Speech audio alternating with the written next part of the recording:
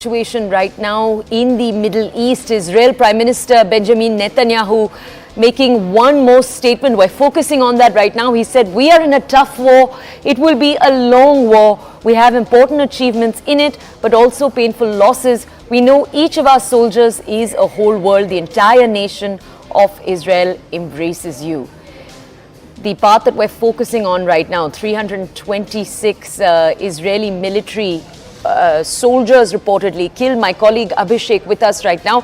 Abhishek, the big news we've been carrying over the last few hours has actually been our focus on the Jabalia refugee camp, where we know that after air raids from Israel, various media agencies are reporting that hundreds have been killed and wounded. There are also global calls for ceasefire taking place world over. Among that, this doubling down by the Israeli Prime Minister. How should we look at it? Well, Israeli side has shown their firm resolve to, fight against Hamas terrorism, and that will not stop until and unless entire infrastructure of Hamas is not destroyed. This is a vow that Benjamin Netanyahu has taken, and in the last 20 days or so, what we have seen, Israel is moving very slowly, gradually, but very, in a committed way. Inside Gaza, we have seen aerial strike happening at various locations, irrespective of the world's condemnation and concern that the civilian casualties, high number of civilian casualties, is a concern. Israeli side continued their attack against terrorists. We have also seen how they have now entered Gaza, hundreds of tanks and thousands of soldiers. They have been venturing into Hamas territories, which has been Hamas' stronghold. There have been some reports of casualties on the Israeli side also. These have not been confirmed by the government sources.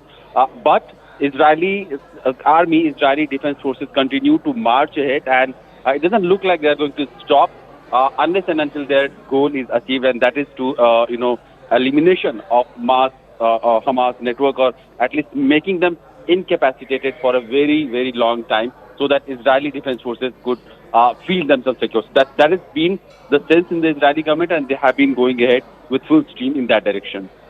Okay, all right. Abhishek, can you tell our audiences, 326 Israeli military personnel we're sharing with our audiences have died.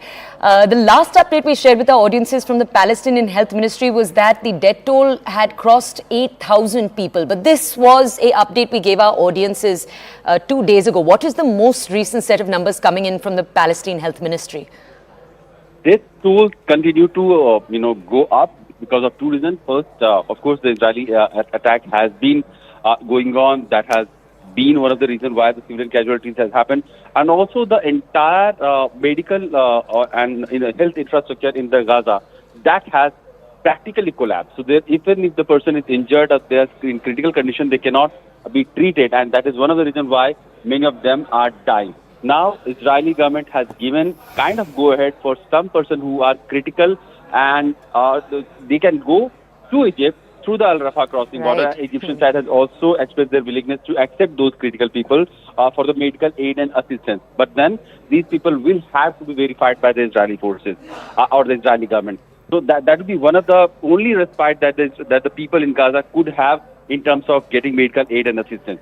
But what Gazan government, Palestinian government has yesterday tweeted that about 400 plus people have been wounded or killed in the Jabalia camp attack by the Israeli forces.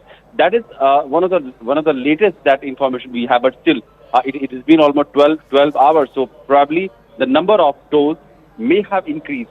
We don't know exactly what is the number, but 8,000 is again the Health Ministry of Gaza has issued that more than 8,000 people have already died in the counteroffensive that has been launched by the Israeli forces since the 7th of October's terrorist attack in Israel. Heartbreaking information coming in. Abhishek, we'll connect with you once again.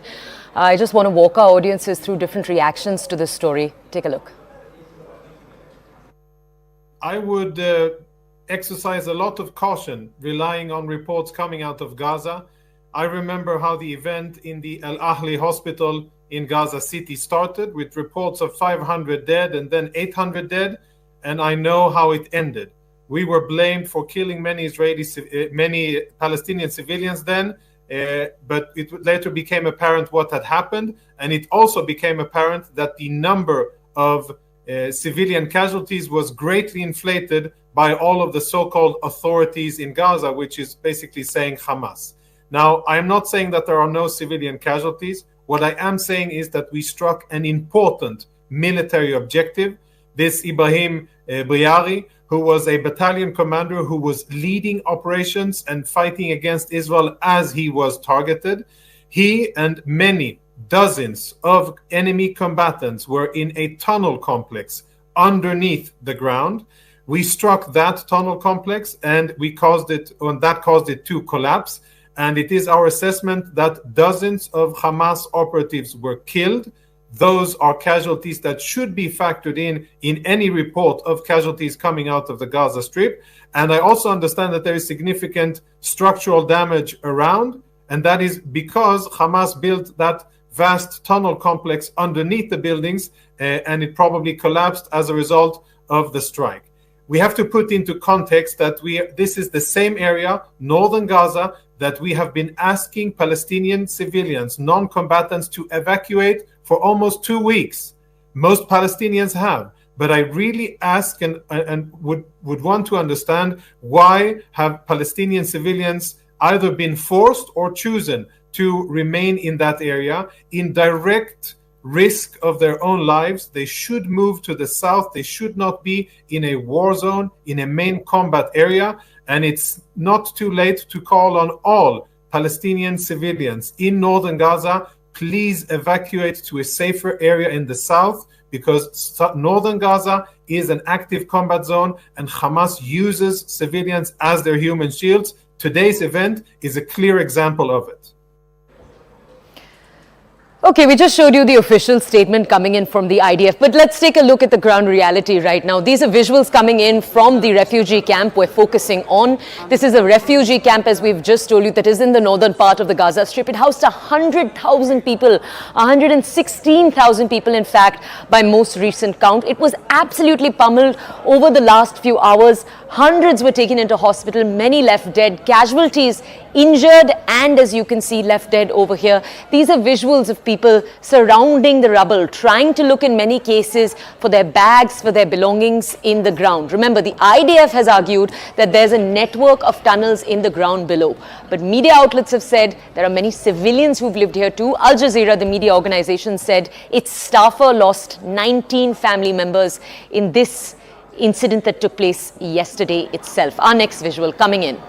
This off the Gaza skyline, missiles raining down on the Gaza skyline. As you just heard right now, the Israeli Prime Minister saying that there is no veritable end in sight. He said that ceasefire is not an option, but the plight of civilians on the ground in Gaza remains a central focus.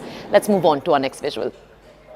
All right, these are visuals coming in, as you can see, from Israel itself, which is why you can see those apartment buildings. So there is still that exchange of missiles taking place to some degree. You can see these visuals over here. The Gaza rocket strike, Hamas saying that it will keep up its fight. All right, let's take a look.